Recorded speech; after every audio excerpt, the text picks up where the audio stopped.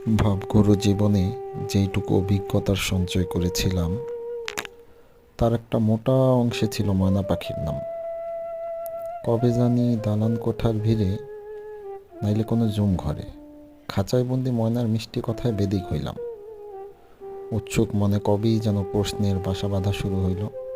আচ্ছা, মানছে ময়না পালে কেন? উত্তরটা সহজেই ধরা দিল। ডালাপালাও বড় হইল। এবার মনে উদিত হইল, সর্বপ্রথম ময়না কে পালত, কেন পালত? এই এক প্রশ্নের উত্তর বুকে পাথর সমান ভারী হইয়া উঠল। সর্বপ্রথম যে ময়না পালত, মানুষটা কেন ওই ময়না পোষ মানাইল? দিন যায়, রাত যায়, সপ্তাহ শেষে মাস ফুরায়। প্রশ্নের ভারে নিস্তেজ হইল বিবেক। কত পাহাড় আর সমুদ্র উত্তর খুঁজে বেড়াই। শহরের বদ্ধ দেয়াল থেকে ফসলি বিস্তার জমি, কোথাও উত্তরের দেখা নাই। বছরের পরে বছর গেল, অভিজ্ঞতার ঝুলি একটুখানি বড় হইল।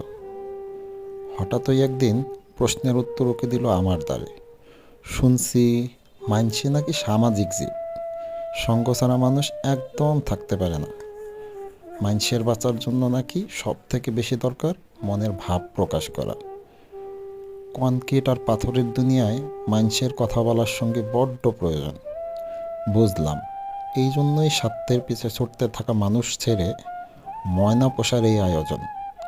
ময়নার সাথে মন খুলে কথা কওন যায়, গোপনীয়তা রক্ষার ভরসা পাওন যায়, ব্যস্ততার অজুহাতে না হারিয়ে ছোট্ট ছোট্ট কথার জবাব পাওন যায়।